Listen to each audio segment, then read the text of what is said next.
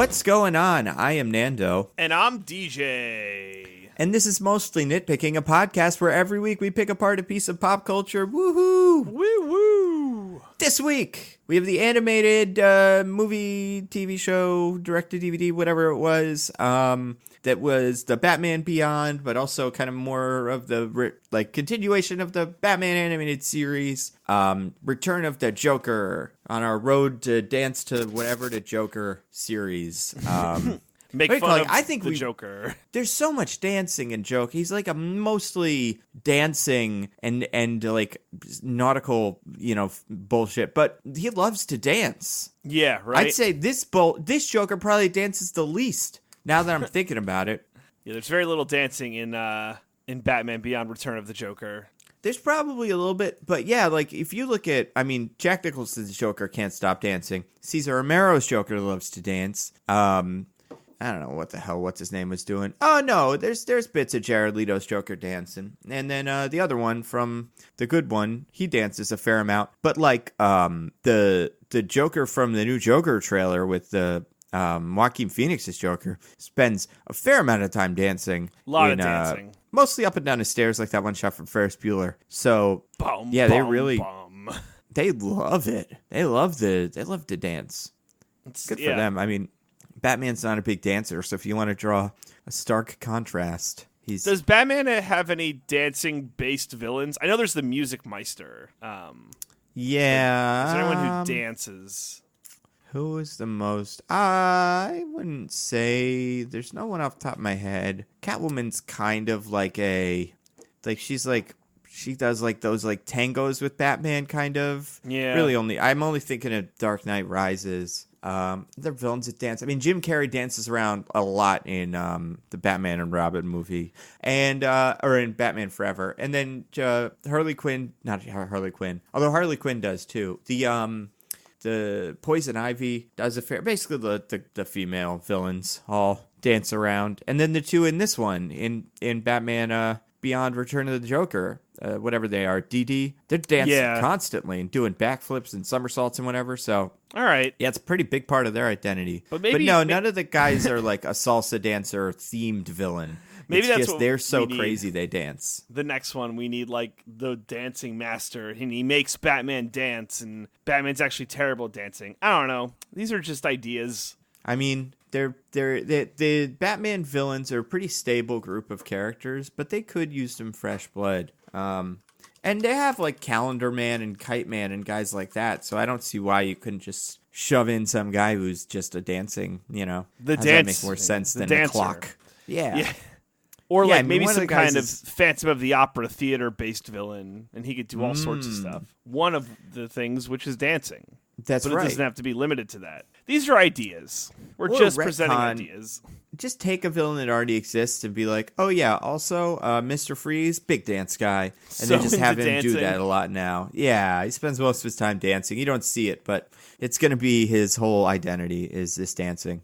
Who knows? I bet. Well, you know what? Some of the villains own nightclubs, right? You got the mobsters like that's Penguin, true. Black Mask probably. So maybe they get into it. Actually, mostly off screen. This movie has a whole lot of dancing between Terry McGinnis and whatever his girlfriend's name is. Oh yeah, they dance love so to much. Dance. In the trailer, not in the trailer, in the intro, which is not part of this, but there's that usual Batman Beyond intro. It's like, I think it starts with dancing with whatever her name is. I don't remember a lot of the names of these characters. I'm going to look it up now. But there's a ton of dancing. And they're great at it. Yeah. They animate it very well in this. I like how the movie just, for some of the scenes, and the show did this as a whole too, but we just use colors for parts of scenes. Yeah. Now it's the blue scene. Oh, he's in the bat ship. It's red and black. Oh, we're just going to... Like, the news people, like the people who do the news or the news bots or whatever, they're just blue outlines of people. Are they even real people? This show was just very, not lazy, but it would just pick a color and make that the motif of a scene. Joker wears like a jumpsuit of one color. Yeah, he's wearing like a long kind of leotard almost. It's hiding all that fat. Not I was going to say, that, but I'm just call a spade. It's like a little. It's like he's got Spanx on, Yeah, just keeping it tight, which good for him. whose name was I looking up? Oh, the girlfriend. So her name is, I'm having a hard time Dana? finding her. That sounds right. Dana sounds right. So there's Some like kind all of these, D. there's like the DD characters. Yeah, Dana Tan, Okay, played by so it's Dana. Lauren Tom. I mean, she's not super high built. She's a very minor part of this movie. She's unconscious for most of it.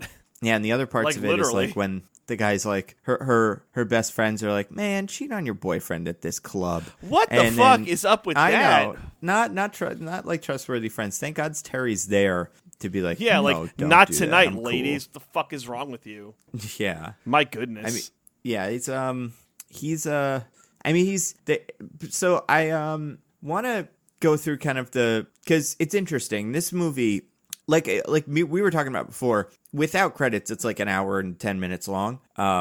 So it's a pretty quick watch, but a lot happens. The hardest part, I'd say, of like formatting it and nitpicking it and stuff is like going over how much, because a lot of it is a Batman Beyond movie. It's mostly that. But then there's also a lot of like, hey, you remember Batman the Animated Series, right? Good, because this guy is from it, and if you know who that is, it's gonna be pretty helpful. There's a big flashback in the middle that is great. I can't remember if that is like this is canonical, right? This has to be this cartoon. Oh yeah. So is that what happened to that character? I don't know. Like, I don't see the problem is I don't know where the animated series ended. So, because Robin was mostly Dick Grayson in the show. Yeah. And there if was Tim a point Drake and where it became Barbara Tim Gordon Drake. like make it, then it's just like, oh, that's where the series ended. Is the three of them? I think that's right. And now I'm trying to remember if the show even did Jason Todd at all. But there was definitely a point where it was Dick Grayson, and then a point later on when it was Tim Drake. So yeah, it's interesting because the animated series didn't focus too heavily on like long-term storylines, and it was a lot of like, this is an episode where the Riddler's trying to steal this from this guy. Yeah, and a Batman lot has of to stop him. vignettes. It's hard to piece together where it started and where it ended. Like a similar serialized show. Like, I mean, the best example I can think of is like X-Men Evolution or whatever. I pretty much remember where everybody ends because they have a consistent journey where we check on this guy and this guy every so often, and but longer with this, arcs. Yeah, for sure. But I mean, so a lot of people like Mask of the Phantasm. Say it's their favorite Batman. Like, some people say it's their favorite Batman movie. This one is good. It's like I was saying, it's a very quick watch. How familiar were you before we like get into this movie with like Batman Beyond and the animated series? Did you watch them both growing up? Yeah, super familiar. So, real working knowledge. I even remember this movie pretty well. There wasn't a lot I didn't remember. It's so interesting, like how like it's a movie, but it's also just an extended like Batman Beyond episode. And I have like some nitpicks about like how they could have done it and worked with it more. But I think like for what it is, it's pretty good. I agree. It's very tight, which is nice. It feels very much like the original show. And yeah, it's like a lot happens. What would you say? What's the plot of this movie? Just like the Joker shows up again? Yeah, the for Joker's some reason? back, and he's stealing random like satellite equipment for some unknown reason. Yeah, which big, on its giant face is discs. kind of lame. Like, you think the Joker could do better, but eh. Yeah, he's usually got some sort of, I'm trying to think, like a plan to throw a big pie at whatever, and the pie's made of acid, or like in the cartoon, or in the movie where the, 89, where he's like, I'm going to poison all the makeup. But this one, his plan just turns out to be like a plan that any James Bond villain could do. Which isn't to say it's a bad plan or anything, but it's very, the things that are happening in the movie and like the intrigue of the Joker is more fun than where it ends up going. Yeah, and it's kind of like a weak plan, unfortunately. A little bit.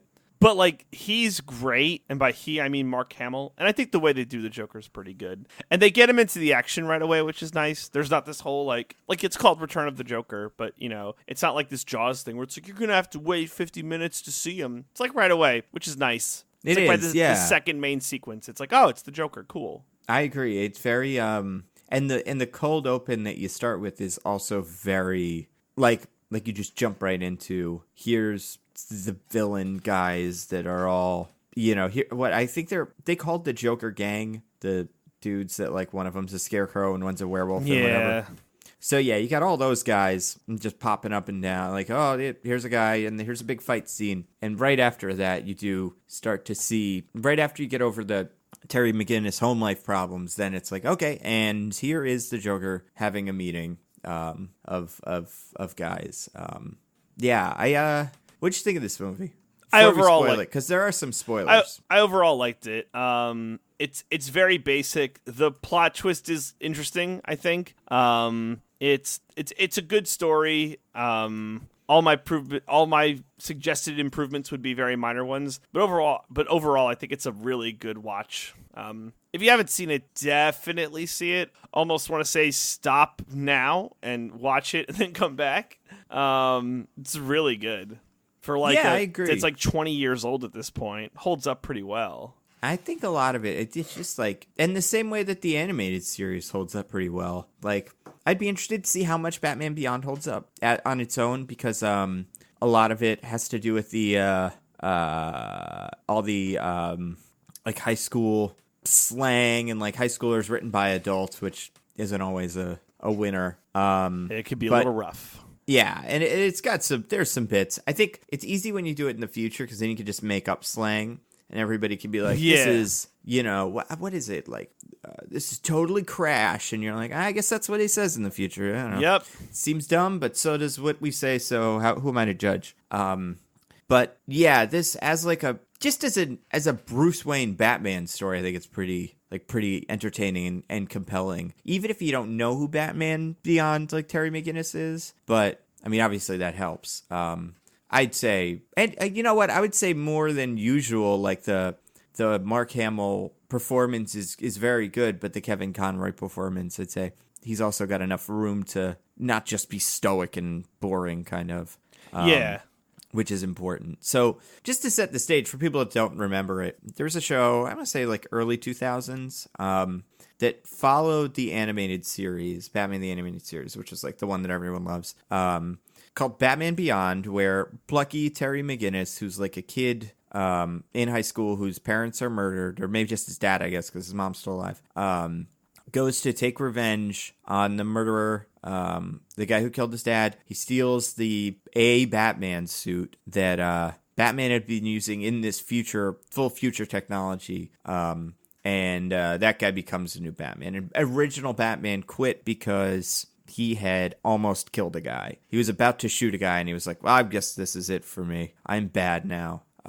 He's got like a rogues gallery of like kind of mostly new guys, although every so often one of them pops up, like Mr. Freeze is in an episode or a movie or something. And then obviously you got the Joker. But it's more or less new characters. And then him and Bruce Wayne work together to fight crime in whatever it is, New Gotham or whatever it's called. Yeah. Yeah, I'd say like a lot of these shows that around this time were so good that it's easy to forget about Batman Begins or Batman Beyond, because like there is the animated series and then there is the Justice League series that comes kind of after this or around the same time. But that's just probably a pretty solid series. I want to go and watch like another episode again. Check out one with like, you know, the one I'm looking up villains now. This one's called Blight. There's one that's ink mostly. The Royal Flush Gang, some kid that is bullied, the Hunter guy. There's a lot of great classic villains. It's so interesting. This movie opens with old Batman like throwing a batarang and like chopping the heads off of, I don't know if it's like a statue of one of his old villains, and then he catches the boomerang and he's like, still got it. I'm like, what an interesting way to open our movie. He's just the best. Like, and I mean, there's a lot going on here where it's like this Batman is just like, he's old and like he is old, but I always get the sense that he's still got that like Bruce Timm, I think that's the name of the actor, or not the actor, the writer and drawer. He's got that giant physique that just makes me think he could put this batsuit on and probably still be amazing. Like, he wears a cane, but I'm sure the batsuit has cane technology. At that age, he's like 80 something. Like, whatever. even when he stops being Batman in like the first episode, it's like, I don't know, maybe he's like 60 or whatever, and then he stops, and then it's like there's no Batman for a while. Like he's just, old Bruce Wayne. It's not like he retired a year ago. Like he retired a long time ago. There's bits where like there's a specific bit where later in the game where a character, they do like play the pronoun game where the guy's like, I'm gonna go do a thing, but I'm not gonna go alone. They don't show you who's coming with them. And I had no reason to believe that wouldn't just be Batman in a similar suit or something, because like his bat suit can fly, it can be invisible. We can't just make one that can make your bones better or whatever. Just like a full exoskeleton. Yeah, give him the roadie kind of thingy, or the even in Batman the Dark Knight Rises, he's got like a fancy leg brace that lets him kick through a brick wall. So grab that thing. Wait, like the animated Dark Knight Rises? No, in the movie. Oh, in the Dark Knight, not that's Dark Knight right, Returns. That's right. He gets a leg brace because all his cartilage is gone. I'm thinking of, and this would be like another candidate for like a Joker thing, but the animated Batman Returns, I think, where he's like all fat, like he retires and he comes back. He kills the Joker in that one. Spoiler alert.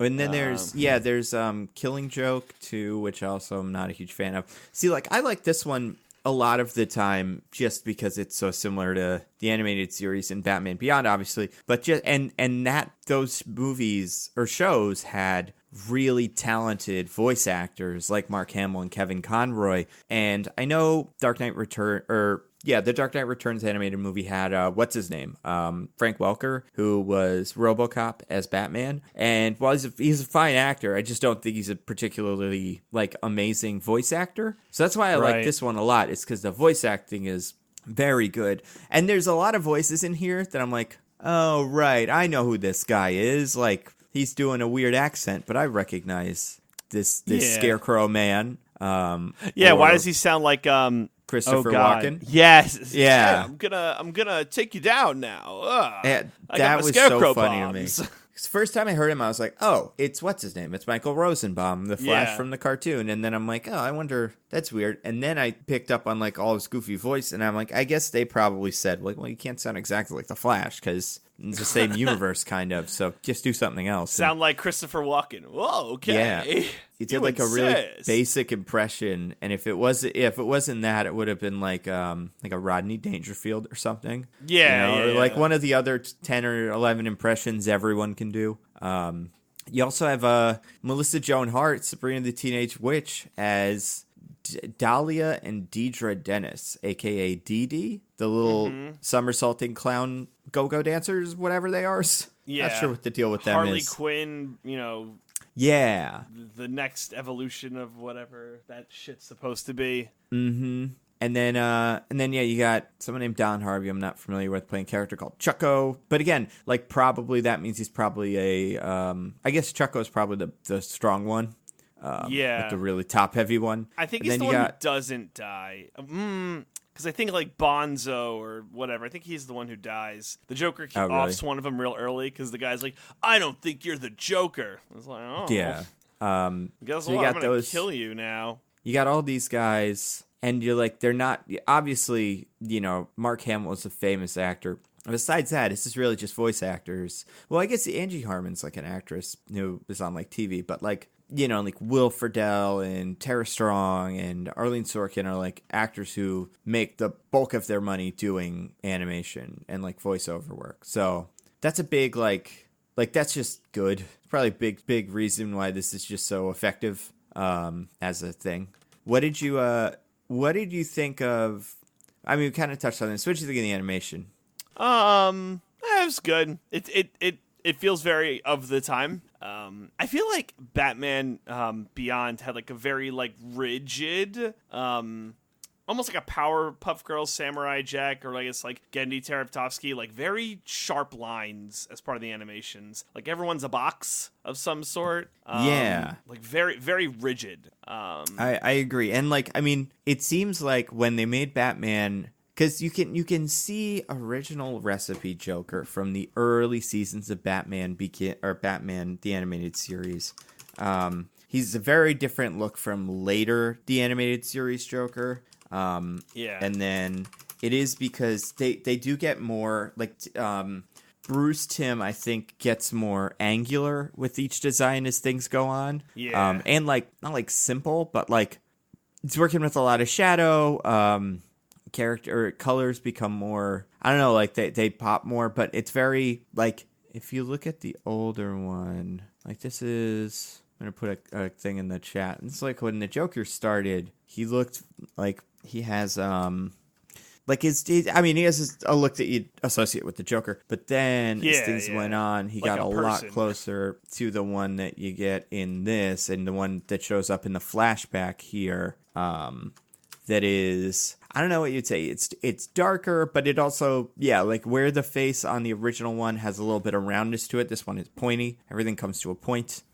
He's got the most triangular chin ever. Yeah. And lines on the suit, I like both of them, but I'm more familiar with the later one, so I like that one. And like this one gets really heavy into that. I think it's just easier to get more exaggerated, like exaggerate the features and stuff. They do use a lot of shadow in this, which, I mean, it's Batman, so it's probably a smart idea. And it is fun to watch because Batman Beyond definitely has a look where there is a lot of color, but like not like there's like a lot of one color, two colors on screen at once with a ton of shadow. A lot of characters, especially like when Batman's doing stuff, you can just kind of see the outline of Batman. Like Terry, I guess either of them. But then in the middle, there's like a flashback, which is back to what would be the animated series. And it does feel pretty different, which is good because that's what they're going for. Like it's supposed to feel like a different show from like a blast from the past. Yeah.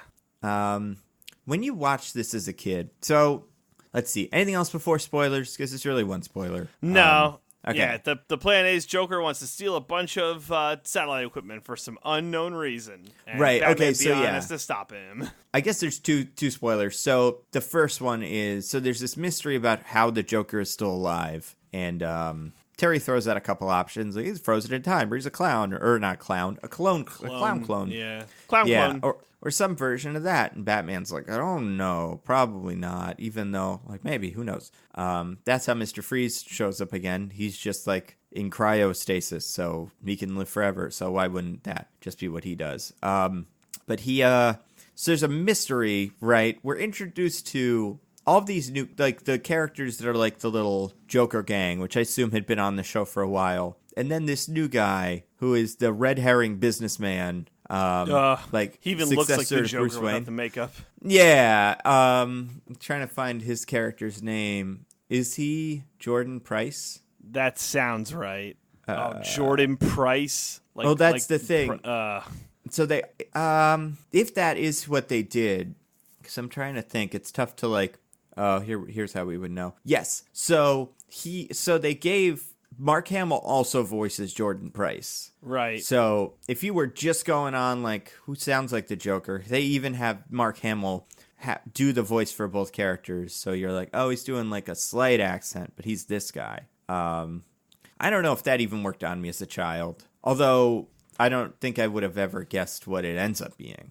Yeah, that's for sure. And the whole time, like Bruce Wayne resumes his post as like head of Wayne Enterprises, and he's like, by me doing this, Jordan Price has no chance at becoming the whatever. And it's like, are you sure, Bruce? Because like you're not gonna live forever. Yeah. Anyway, so is like all his dreams are dashed, and it's like, oh, there's our hook. That's why he wants to kill Batman Bruce Wayne. Figured it out. So and it's not just that. I mean, he definitely doesn't like Bruce Wayne, but he also wants to kill him. If he can get away with, if this character can get away with that, cool, good for him. That is still his goal. He even has like an Obadiah Stane moment where he like on camera is like, I told you to kill him for me. Why didn't you kill the guy I wanted you to kill for business?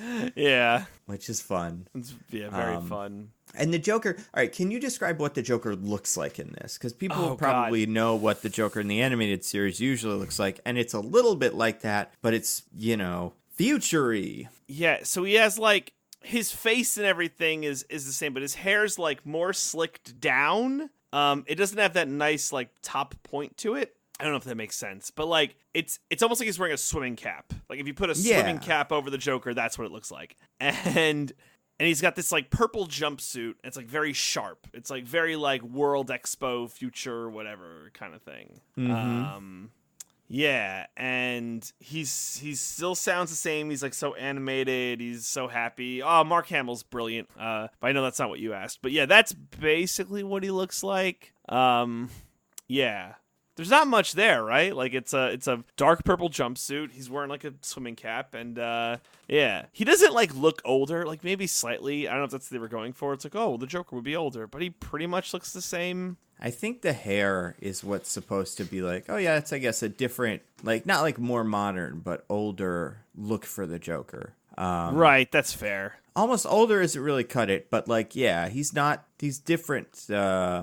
Different enough that you're like, that's not just the same exact Joker. It is very, like, I mean, obviously it's the Joker, but it also does feel like this, everything is like a slick future, whatever. Because, like, it seems like even though, like, certain characters that pop up in the show itself are all, like, pretty, you know, they've got that extra kind of like, this guy's covered in tattoos or whatever. But there's the minimalist design of the new Batman Beyond costume that is even more than normal. Like, you know, he's got a cowl that's a separate piece from the uniform, and that's got its own separate piece that is there's colors. There's really two colors on everything in this show. And like Batman Beyond has just red and black. Those are his two colors. And then he's nothing more. You know, that's it. Couldn't afford more than two colors. But everything in this future like is neon, so it makes sense that he would only have one color for his outfit too, because it would look weird. And everything's lit, like I was saying, like, you know, it's like a pink and black lines to designate what characters look like, but there's not more to it than that. So it would look weird if a character had like a ton of color. Yeah, it's not like low effort, but like a little bit. Yeah, it's an artistic choice for it's sure. It's minimalistic, I should say. Mm-hmm. Yeah.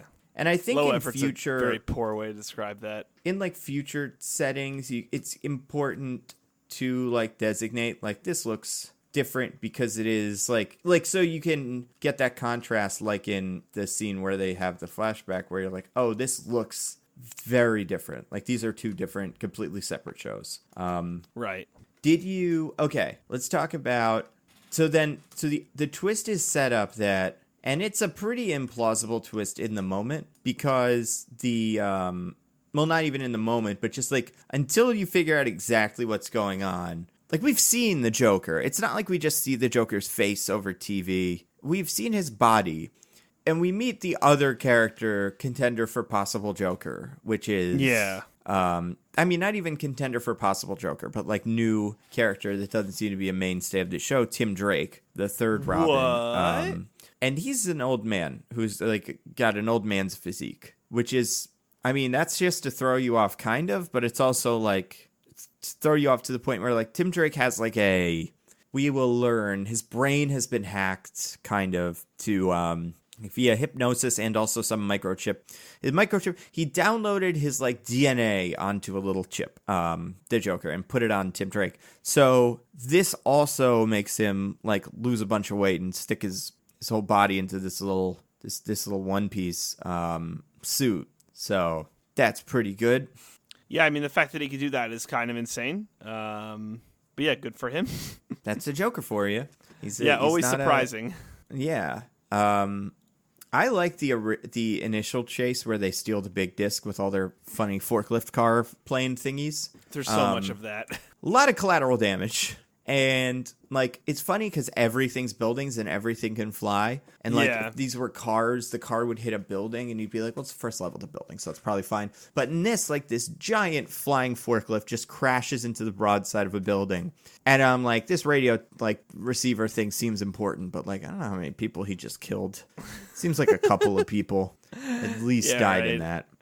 I like how he's quippy too. It's like, oh, I hope that's not coming out of my allowance. Oh. Yeah. So that's the big thing with Batman Beyond is because it really isn't just like we're gonna make Batman, but for he's in the future now, kind of the same way you could. I mean, I don't think even Spider-Man 2099 does that, but The show functions completely differently than Batman Beyond or Batman the animated series because this Batman is a child in high school, and it means that the show is pretty much Spider-Man, right? Like he's making quips and he's got to hide his identity from his young girlfriend, and he's fighting like a guy that's pretty much Kraven and a guy that's pretty much the Green Goblin, and all his other like not like pastiches. That's not even the right word, but like similar villains.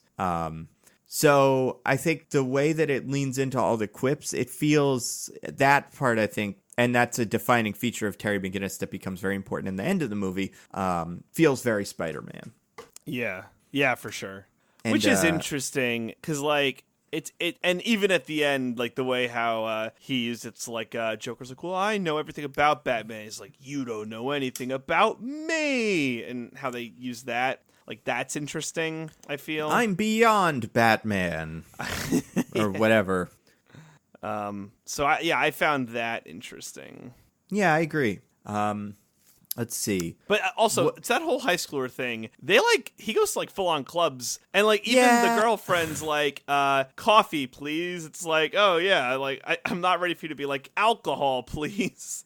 Right. Like, that would take this show to a whole nother thing. And nothing is worse as a teenager back when, you were a teenager, but then definitely when you're an adult, like when like a club is like, it's teen night, 16-year-olds, and like they encourage this like younger club environment with no alcohol, and it's just the saddest thing. It's the worst. I guess that's what this is in these clubs with their giant lava lamps and whatnot. And their weird disco ball that's like a spray from the ceiling. Yeah. They seems like a fun club, but it does not seem like it does seem like they would be doing hardcore drugs in this club. Oh, like, hell yeah. Or splicing. That's like the thing in this show. Or splicing. That's right. But no, they're drinking like apple juice and stuff.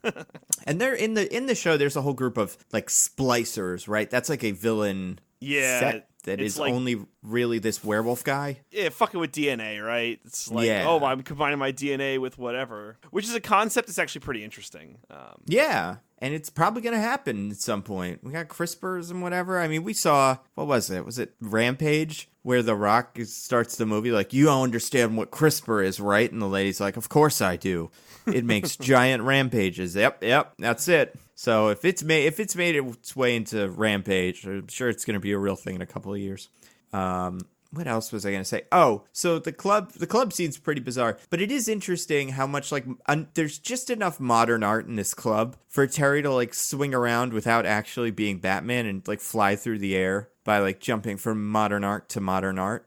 Yeah, but like this Batman doesn't like use not the batarang, the bat grappling hook, whatever the hell that's called. Yeah, he doesn't use that. He uses like the jets in his feet, like Iron Man Infinity War style, or Endgame. Yeah, Infinity War style. Yeah, he's pretty much just Iron Man he's Iron Man. He's like Iron Spider to the nth degree. Like if you took Iron Spider, this one from the movies that I guess no longer exist, and like extrapolated him to the point where Iron Man sends him out on missions, that's pretty much what this would be. Yeah. Which, hey man, it worked here, so maybe that's been Disney's whole plan, like thought process. We figured it out the whole time. Yeah. I think it is pretty bizarre in that one scene where Joker kills whatever the goon's name is. Zappo, the biggest it's like goon. Bonko, or like whatever, the boxy one. Because it is like, he does bang gun to him, where it's a gun that has a little flag that says bang, and the goon and the audience is like, ah ha ha ha, okay, cool. And then the camera lingers on Joker for a little too long, and then he just fucking, and he doesn't kill him off screen or whatever. You see this, I guess, like little pin fly into this guy's chest that he just falls over dead. Yeah, I have a question about that, by the way. So he's just firing like a kinetic rod, basically, right? Like he's taking like a piece of metal, and the force with which you would need to kill someone with that is incredible. It would make the gun explode. Especially if you're a big, strong splicer man or whatever this one's deal is. Like, that shit should like bounce off his chest. Like, oh, that didn't hurt. Yeah. I'm part gorilla. But no, it's it's this instead where he's just like, he falls over dead, and like almost everybody around him is like, well, obviously he's not dead. And they like touch him, and it's like, holy shit, this killed him. Like, I guess maybe you could say it would have like poison on it or whatever, but that's probably not what it is. And then also that highlighted another thing I love design-wise about this Joker. Spends a lot of time in shadow, and you just see his little beady red eyes. Yeah, that's a cool fun. look. Yeah. I know they did that sometimes on the animated series, so they didn't like invent that for the show, but it just really works. Let's see. What else is there? What else is fun about this show? I mean, let's talk about Joker's plan, because that's pretty important. Oh, yeah. I hate So it. we didn't really get into it.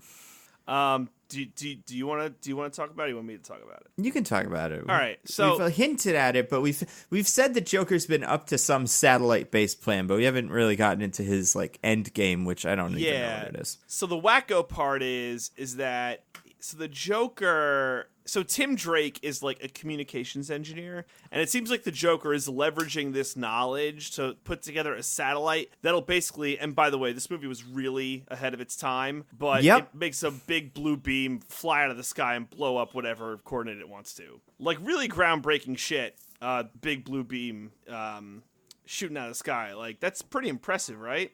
It is, and the only thing about it is, well, not the only thing about it. My first thought, having seen this and then having watched every other bit of this, like, you know, Bruce Timm, Justice League, whatever, is in Justice League, the Watchtower, which is their floating space station, like, command center, can do that, too. In what would be present day, it can, like, fire a big beam of death to kill everybody. So it seems like they're kind of behind the times. This also is, like, a government, like, thing that he hijacks, right? Yeah, or at least he assembles. Oh, right, yeah, the government. Yeah, that's what the Joker like hijacks using like communication leverage, hacking, or whatever. So I guess in universe they just asked the Justice League at some point. They were like, "Hey, Justice League, how do you make a big orbital missile like a laser beam thing? We want to have it." And they're like, "Oh, it's super easy, you guys. Here, I'll make one for you." And then Mr. Terrific just threw it together in an afternoon. Yeah, ta-da. But yeah, he just wants to fire this missile at stuff. Or this, like, this death ray. Yeah, it's weird. Like, that's not, like, it doesn't feel very Joker. I don't know why they didn't go with this kind of idea, but why not the Joker be like, I want to live forever. I'm going to kidnap, like, Terry McGinnis, you know, who's like the old Batman's underling, and I'm going to hack his body or something like that, right? Like, shouldn't he try to continue this microchipping process to live forever? Like, wouldn't that be an amazing plan? Or just, like, something a little goofier for Joker to do. Like, Batman Beyond Joker is still Batman the Animated Series Joker. And, like, Batman the Animated Series Joker would, like, you know, make a big gumball machine and drive it up to City Hall and then shoot everybody. You know, like, Death Laser Beam doesn't even really fit, like, the Riddler or Penguin. Like, there's very few Batman villains that I'm like, that's, like, something that's worth their time. Like, that's a Superman villain thing to do, if anything. Yeah. Because it's not even just a laser beam. It's like a laser beam. Like it you can fire it at someone once, or you can have it chase them down the highway. Like it's not like the one in Justice League where it's like almost like a nuclear bomb. It's just like a big giant death beam thing. And yeah, I don't know. I that's the only part of this I didn't love. It did feel more James Bond than Joker, who's a very specific guy. Yeah.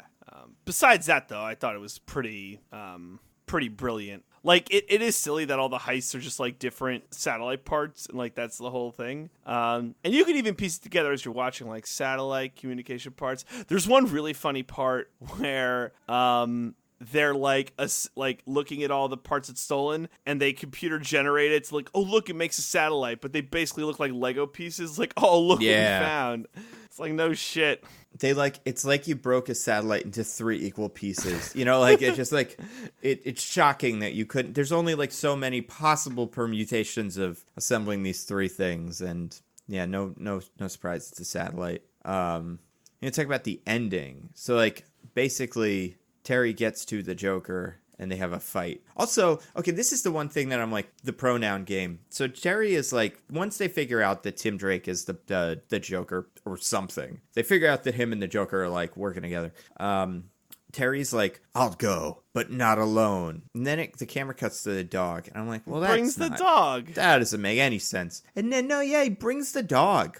Like, And it's very nice that the Joker doesn't kill the dog, because it seems like the Joker has a shot at killing the dog twice, I guess, because he broke into Batman's house. But yeah, and it's that. So that's Ace, right? He calls it Ace. Yeah. Which means it's Ace the Bat Hound. Yes. Right? Which means he's had it for like 50 years or whatever. Like, when Sure. did he get this dog?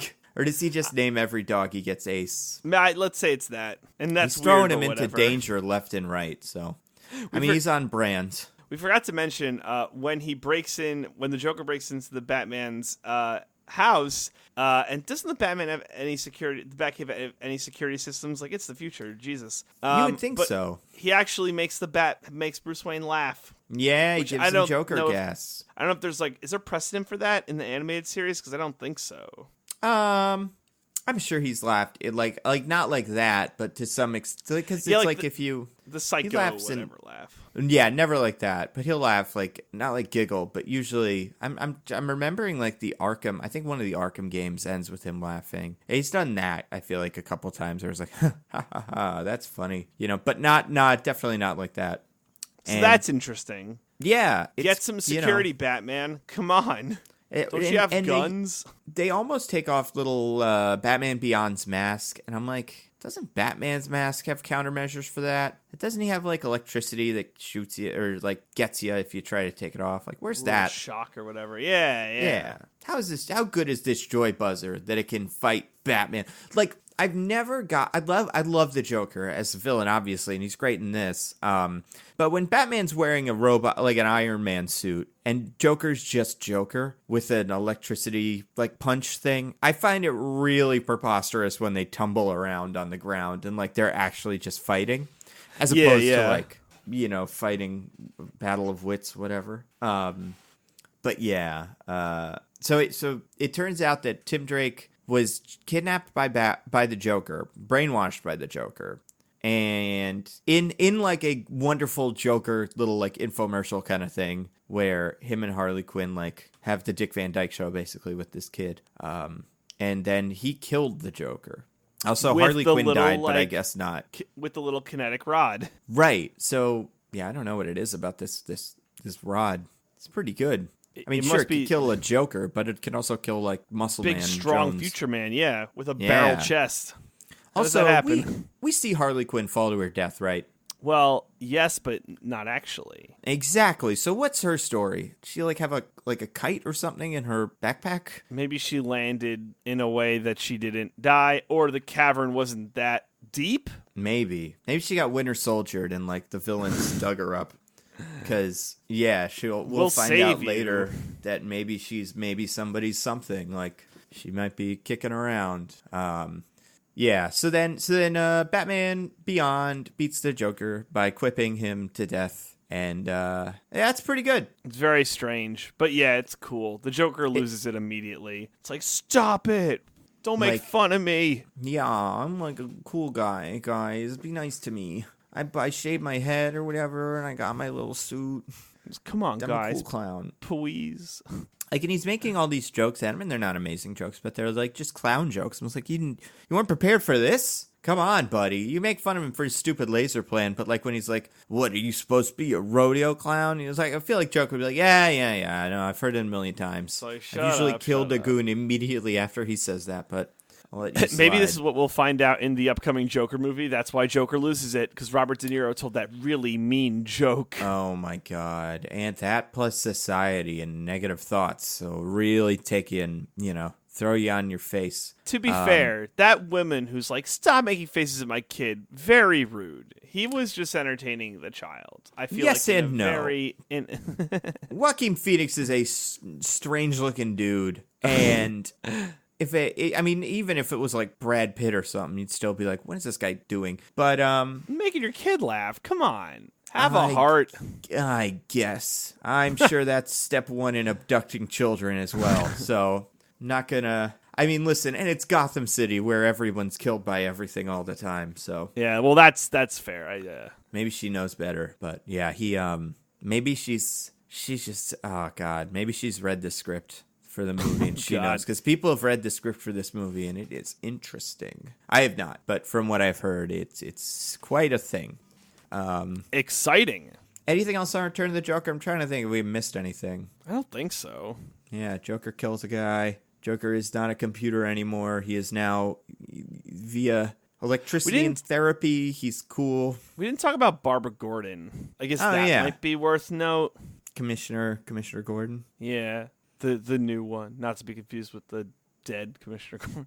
Well, she's like a mainstay of the show. She pops in all the time. The Tim Drake is like, I don't think we'd ever seen him up until this point on the show. Nah. Because I just assumed all the Robins were dead. But in this, and this like story itself is very like under the Red Hood kind of, a Batman, a Robin we thought was dead or like out of commission is back, and things aren't as they seem, and I mean it's very different, but it has that just like the idea that a Robin is back feels very much like that to me. Oh, sorry. No, that's interesting, right? That like we have a Robin back, but like it's not used. It's not really used, right? He never puts on like the Robin suit and he's like, I'll do it. That never happens. Well, also, I wanted to Google this. So when was the Red Hood? When did that start? I have so no idea. Under the Red Hood is February 2005 is when Robin came back from the dead. And this came out in 2000. Yeah. So this predates the what if dead Robin not dead kind or like what if out of the picture Robin now maybe bad story. So you can maybe say this is like almost a precursor to that. Because up until that point, I'm pretty sure that was unprecedented. Yeah. It was just like you were either Nightwing, you were dead, or I don't know what Tim Drake would have been doing in the 2000s, but I have a feeling he would just be either still Robin or like kind of Robin on his own terms, but not like on his own terms, but like I know he was like Red Robin for a while where it's like he's Robin, but it's not really the Robin. But also like I can't imagine who else it even would be because like this is way before Damian, and like there's like ones like Stephanie that like hung around for an issue, but it must have been Tim Drake was the Robin in the comics then too. So yeah, it is interesting. Let's see. Yeah, I liked it. I liked how like, and it just made me miss this in the cartoon, like the animated series cartoons, how like Batman would jump in the air and he would cast a shadow of a bat, even though it doesn't really look like that, but that would just be like what it would be artistically. Yeah. That's really, I love that. Yeah, a lot of the aesthetic things are, and for good reason, like are very reminiscent of the animated series, which is cool. Yeah, it was just a great, like we were so, I mean, I'm sure every generation has some version of this, and there's some shows like, the Spider-Man animated show from the 90s, it holds up, but it's not like amazing, and a lot of people say that the Spectacular Spider-Man show from like the mid to early 2000s was like the best version of this that's ever been done. Like I tend to agree. And like even the X-Men show, I think X-Men Evolution is probably a better show than the animated show from the 90s, but like this and Justice League and the Superman show and Batman the Animated Series are just all so good. And I don't think we're gonna like the show that was like The Batman was okay, but these shows were just so great. And like it's very like in this show, in this movie that's like a continuation of the show. So same audience. Joker beats like Tim Drake to death kind of, I guess. Yeah, more or less. Hypnotizes him, forces Tim Drake to kill him, and drives Tim Drake crazy. Like it's very adult of just like a plot, There's blood, like lots of it. Yeah, it's like raw in that sense. And yeah, you're right. The story itself is like and like it was like we searched for 3 weeks. I'm like 3 weeks, yo. Yeah, I hate to be the bearer of bad news on that one, guys. Like they have like what's his name on the like they have Tim Drake on like an operating table in the video, just like we tortured him for so long with like little electricity clamps and stuff, and yeah, and he told us everything. It's like, oh shit. Yeah, like yeah, it's pretty crazy. And then yeah, there's like it's just great. And yeah, and I miss this show kind of, but I mean, I'm sure there's other good versions of this either on the way. I'm surprised they haven't made a Batman Beyond movie yet. Oh, like a real life one? Oh, that's a good. Or a cartoon like post Spider-Verse. I wouldn't be shocked if that's something that's in development. You know? Oh, DC, no way. They're so behind the 8-ball. Well, the problem is Spider-Verse didn't make $1 billion. I think if Spider-Verse had made $1 billion, this would have gotten greenlit the day the returns came back. Like, it would have been the biggest no-brainer. But I think now they're like, well, this is more expensive. They're like, filming this would cost more than it would cost to make any Batman movie because everything's CGI and future whatever. So, you know, unless this is going to be a guaranteed hit, it's probably more worth our time to have, Joaquin Phoenix dance around some stairs like that. Hey, man, it could be great. It could be great. I'm sure that part alone will spawn enough memes to kill me, like from Overload. But yeah, like just that idea of like, this is, I would venture a guess that this and maybe, I don't know, like Green Lantern are probably some of the most expensive possible projects. Although they did Aquaman. I guess, you know what it is like the DC universe, I feel like the movie, no matter what, the movies have to have a Batman that is the Batman. Like, I don't think they could be like, well, we have one live action Batman right now, and it's the Batman Beyond Batman. I think they'd have to be like, we're making the Matt Reeves Batman, it's going to be good, and then we'll start doing other Batman side projects. Right. Although that's not what they did with Joker, so who the hell knows? Yeah. Nice. All right. Next week, what are we doing? Oh, Arkham. No, or are we doing Dark Knight? I think it's Dark Knight. Yeah. Dark Knight. Arkham Asylum game came out in 2009. So yeah, Dark Knight was 2008. So it's gonna be Dark Knight. Whoops, hit the thing. It's gonna be Dark Knight, the Arkham series, Suicide Squad, Lego Batman movie. Nice. Yeah. So everyone run out and see that movie that every single person on planet Earth saw in 2008. And what would you say? Okay, let's do this, because now I think we're really getting into it. How many yo-hos would you give this Joker? Oh, man. Can I give him the full 10 yo-hos? Or you can. 9. No, it's not 10. Yeah, I would say you got to maybe temper your expectations for future Jokers. But 8.5 yo-hos. Yeah, I'll give. That's what I was gonna say too. 8.5. I think is a pretty fair number. Because my only problem with him with yo-hos is I don't think I'm gonna like this Joker more than I like the Arkham City Joker, and they're the same guy pretty much, except that one is original recipe Joker. So like, I don't think I can, in good conscience, give like weird clone Joker the same score as like maybe the best version of the Mark Hamill Joker, which I would argue is the Arkham City one, which we'll see, or even Arkham Origins, which I guess isn't Mark Hamill, but still like that Joker, that version of the Joker. All right, DJ, would you like to get to our classic segment? I would like to get to our classic segment. All right, do you want to recommend some stuff for the people? What do you got?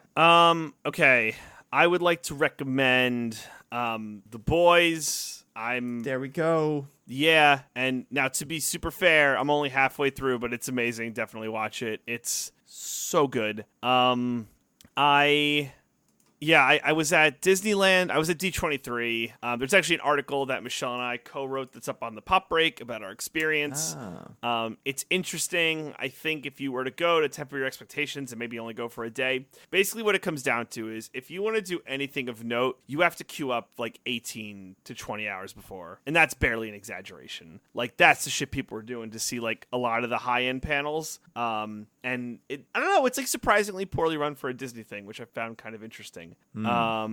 So yeah, kind of was like on it. I didn't consume like any, what I did the whole plane ride over and I already wrecked it, but I played a lot of Fire Emblem. That game is really good. So if that's out there. So yeah, The Boys, check out the Pop Break D23 article, and that's all the recs I have for this week.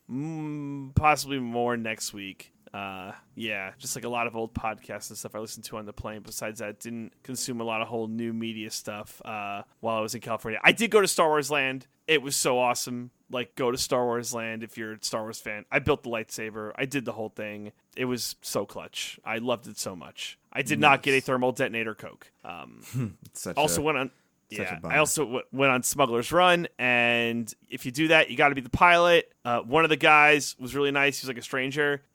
He let like one of our friends, Alex, also be the pilot with me. Aw. he saw he like saw we were friends, and he's like, I legit do not care about this. Like, you can be the pilot, and like, yeah, he was like super honest about it. Oh, one thing that kind of sucked was, so there's like 2 pilots, 2 engineers, and 2 shooting people, and like I think Alex and I did like pretty good as pilots, but the guys who were everyone else, like the engineers, not including Michelle, who was one of our engineers, but the gunners, they were terrible, legit terrible. Man. We did awfully. We made no credits, which is like the premise of the ride. So yeah, you got to get a crew of 6 people to go on Smuggler's Run, so you can all just burn together. Makes that sense. seems to be the thing. So anyway, yeah, that's all I got. This is some good stuff. Cool. I have something to rec, but I forgot what it was. Do you remember we were talking about it before? Was it a certain comedy special on Netflix? No, it was not. It was something right. I asked you if I'd wrecked it, or like you, and I was like, "Oh, have you ever heard of this?" God. And you were like, "Nope." I can't remember what it's called. Gem something? No. Am I way off? Maybe Gem. It's Jewel. not Gem in the holograms. Jewels.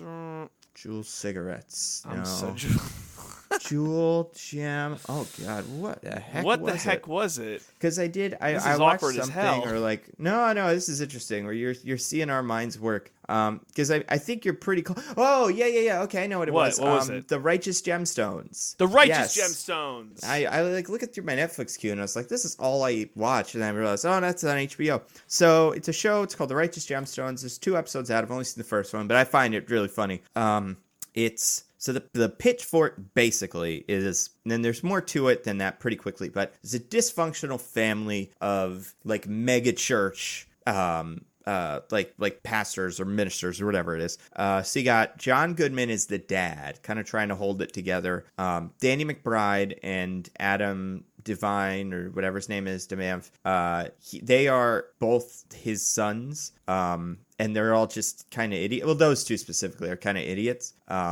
It has a feel like Vice Principals, except I thought Vice Principals was very boring, and I think this is a lot more. There's just a lot more energy, and it's a really fun world to explore. And once you see the pilot, you'll kind of get where it's going, but like what it is. But I think it seems like it's gonna have a fun, like long term, it's gonna be interesting, and yeah, it's super adult, so like get ready for that. But I'm sure HBO will tell you. Yeah, they'll give you that warning.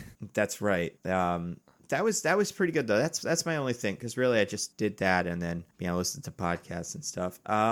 Cool. Yeah, DJ, do you want to mention any football related stuff? I do. So football season is upon us. So like March Madness, we are going to do the mostly nitpicking survivor pool. I meant to mention this last time, just honestly forgot. But it's a week away, so definitely time to join. We'll tweet out a link. Please join. Whoever wins the survivor pool. Oh, just real quick, the premises. So basically, every week you will pick a team who you think basically can't lose. So they don't even have to win; they can draw. They just can't lose. But once you've picked the team, you can't pick them for the rest of the season. So you gotta like look at the schedule and strategically figure out who am I gonna pick, who's good value. Pretty much anyone playing the Dolphins will probably win, so just pick them. Yeah. So, and then, that's a survivor pool, and whoever wins at the end can suggest a movie for us to review, and we won't do it, so that'll be cool. We're gonna do it. We are. Soon it will be, we will have time. If it wasn't for all this Joker stuff and this week's lining up, like Moon would definitely have happened, but we will do it. Promise. We're gonna do Moon super serial. One of these days. It's coming. It's coming. It's a coming. So yeah, that's what we got for you.